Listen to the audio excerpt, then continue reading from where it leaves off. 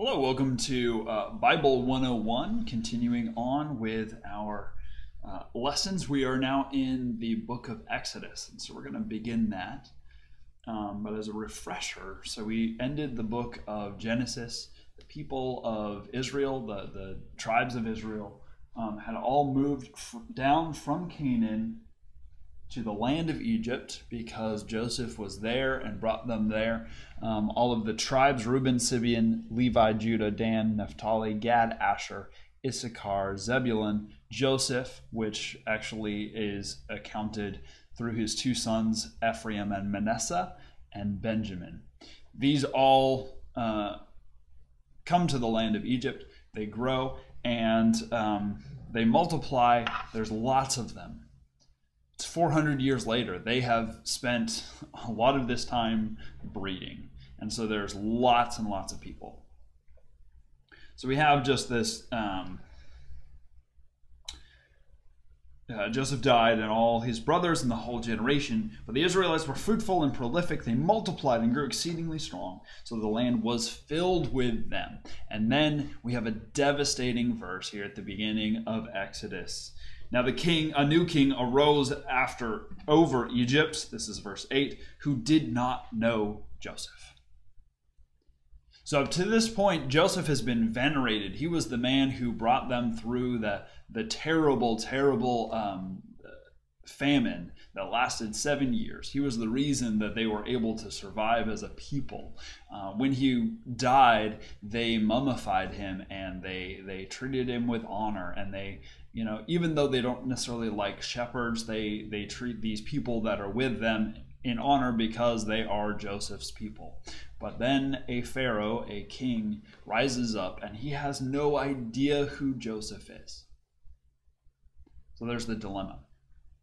Now this king, this pharaoh, looks at all of these people, this load and load and load of people, and he's worried about them because they're these strange people and they're definitely not Egyptians. So talked about Egyptians. Remember, they were kind of metrosexuals, right? They shaved, they wore white linens and gold, they wore, they had eye makeup, they were always clean. Well, the Hebrews, no, not at all. They have beards, they're dirty, they're smelly, they hang out with sheep, they wear just robes and all sorts of stuff, right? So they're very different to the Egyptians. So the Egyptians know beyond a shadow of a doubt, these are not our people. These are different people. They keep breeding. There's lots of them. They're strong. And what Pharaoh is worried about is an insurgence. Maybe these people are going to rise up and decide, you know what, we're just going to take over this land. Maybe if Egypt is caught into a war, their enemies are going to seek out the Hebrews and say, hey, join us on our side and we'll give you X, Y, and Z. And they become this fifth column that are right there in the midst of Egypt.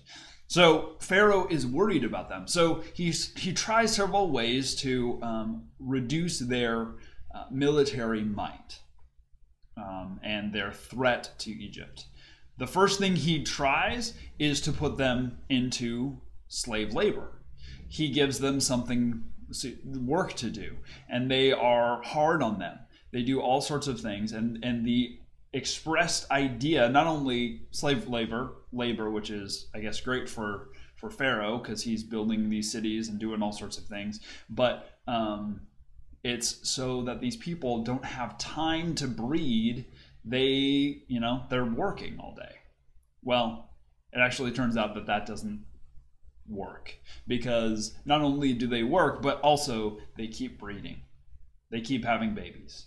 And he goes, okay, what am I going to do? And then we have this really interesting story about two Hebrew midwives.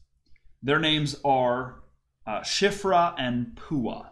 Now, first of all, their names are Shiphrah and Puah.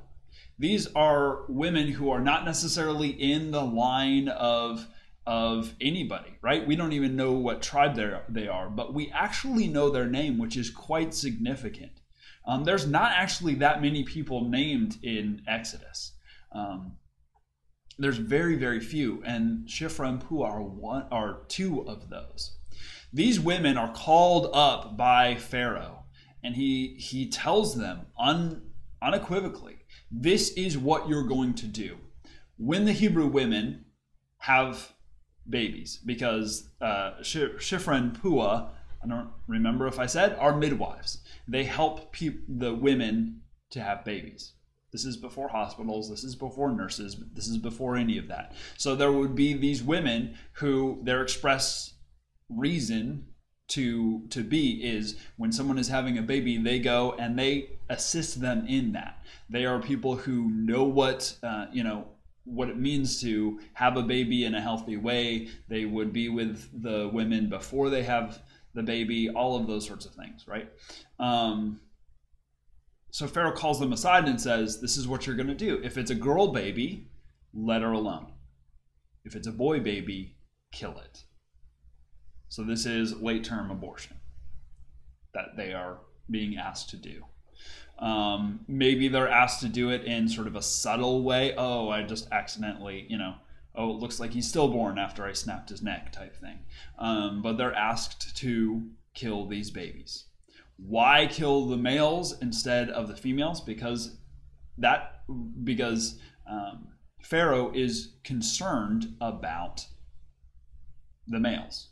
Pharaoh is concerned that this is going to be a fighting force. And so the women can be married off to Egyptians and they can functionally become Egyptians. But the men are harder to deal with, so let's get rid of some of these men.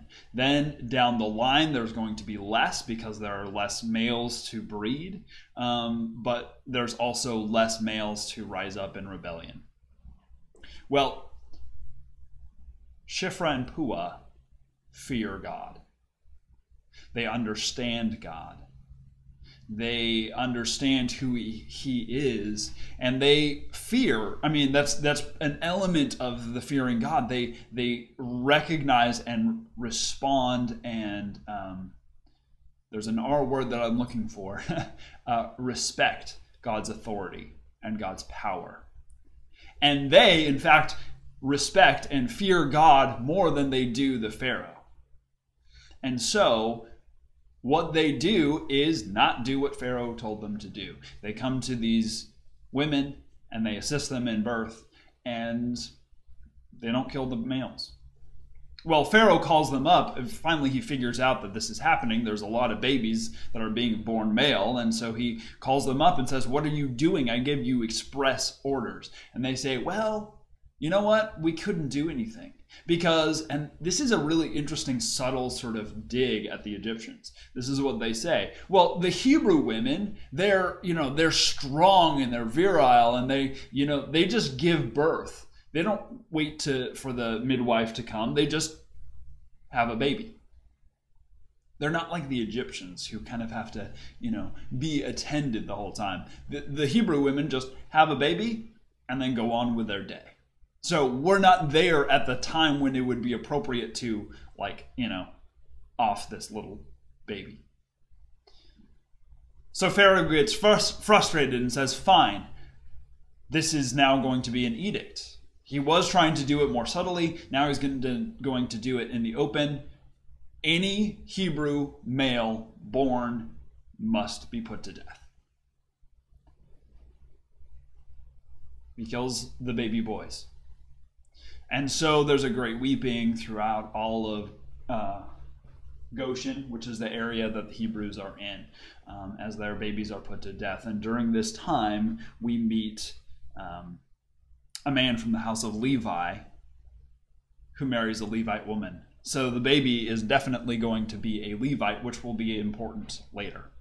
The woman conceived and bore a son, and she looked at him and said he was beautiful.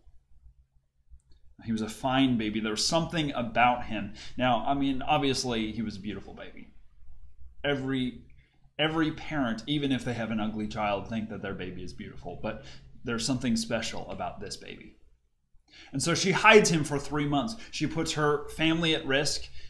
She puts her neighbors at risk by keeping this baby for 3 months. But after 3 months, that becomes much more difficult. The baby gets out of the time that we kind of call the fourth trimester, where the baby is basically a lump. They eat and they drink and they poop, and that's about it. right? They don't do a whole lot. They don't make a huge amount of noise. You can keep them quiet without a huge amount of trouble, right? So she keeps him that long, but at a certain point, the baby starts moving around and starts making more noise, and it becomes unfeasible. And so she puts him in a basket and floats him down the Nile River. Now let's talk about that, because we just kind of say it, oh yeah, obviously Moses was floated down the river. Think about that process. Think about the motivation and the thought that goes behind that, right? She knows that this baby is going to die without a shadow of doubt if he's discovered, and probably they all will too. To float your baby down the Nile River takes a great amount of faith. Takes a great amount of reliance on the providence of God, that God is behind all of this and God will do something. This baby is special. So she floats him down the river. And there, by God's providence, he is discovered by the daughter of Pharaoh. And she has it's not unclear where this baby has come from. She sees the baby, she sees it's in a basket, she sees it's floating in the Nile, and she says, oh, this must be one of the Hebrew babies. Because who in their right mind would put a baby in a basket and float it down a river? Only someone who's so desperate to save their child that they would do that. So she is under no illusions that this is not a Hebrew baby. She says, okay, it must be a Hebrew baby. Great. We'll take care of it. And the baby's sister, who's been watching, comes up and says, oh, I know someone who incidentally, and not connected to this baby at all, had a baby recently, and so she can nurse this baby. And so the daughter of Pharaoh kind of wink, wink, nudge, nudge, says, okay, we'll do that. That's fine. And she gives the baby over to his own mother, who not only doesn't have to kill him, but now is paid to nurse him. And so she nurses him until he is weaned, probably 4, 5, 6 years old during this time. And then eventually, when he's ready and able, he's given to his new adoptive mother, the daughter of Pharaoh. And she names him Moses, which literally means drawn up out of the water, because she drew him up out of the water. And he's raised there in Pharaoh's household. Now, there are, all the movies, because they need that sort of dramatic shift, Moses finds out that he is a Hebrew when he's an adult at some point. We have no evidence that that's the case. We have no evidence that that's not the case. It makes a really good story, absolutely. But it may well be that he actually knew that he was a Hebrew the entire time. Maybe everybody else knows, kind of the Charlton Heston Ten Commandments style, where, the nursemaid, she got, well, yeah, we all knew that you were a Hebrew. We just didn't tell you. Maybe he knows the whole time. Maybe, people in the household of Pharaoh basically inform him of this, maybe less charitably than others, that he is in fact just a Hebrew brat. But he survives because he's been adopted by the daughter of Pharaoh, and they can't do anything about it. But anyways, however it happens, he eventually figures out that he is a Hebrew. And he is out among his people, and he's walking, and he sees a man being beaten by an Egyptian, and he looks to the right and to the left, and he kills the Egyptian. And he buries him in the sand. Okay. He's taken a stand, right? But he's also a murderer. Well, he thinks he's gotten away with it. He thinks that nobody knows, but the next day he's talking to two Hebrews and they're fighting with each other. He says, brothers, why are you fighting with one another? And they say, what are you going to do to me? Are you going to kill me like you did that Egyptian the other day? Just bury me in the sand? And he goes, uh-oh. Now they know. Well, Pharaoh, of course, finds out. And his reaction is, how dare you, right? Punk Hebrew kid that I've allowed to live in my household. I've raised you, I've educated you, I've given you everything, and you kill one of my soldiers. Pharaoh wants to kill him. So Moses flees. He takes off. He goes up towards Canaan, and he meets up with the Medians. Now, the Medians are actually the Hebrews' kind of cousins, distant relations. They're kin. After Sarah died, Abraham married another woman, and had several children. One of those children was named Midian. And so Moses meets up with the tribe of Midian, gets connected with the priest of Midian, and by priest of Midian, if this is a descendant of Abraham, we can kind of assume that this is the Lord God that he is a priest of, that he is a priest of God, and maybe is teaching Moses about him. He marries Zipporah, this priest's daughter, and he starts up a new life because he's a murderer on the run from the largest empire in the world, or one of the largest empires of the world at the time. This superpower, right?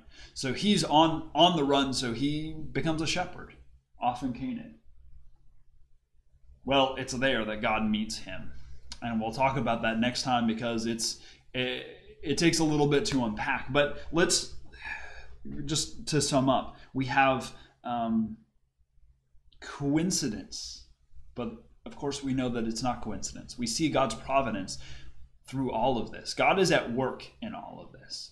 And as I said in my sermon on Sunday, there's part of this, the very end kind of sets up the rest of the story. Now, after a long time, the king of Egypt died. The Israelites groaned under their slavery and cried out. And out of the slavery, their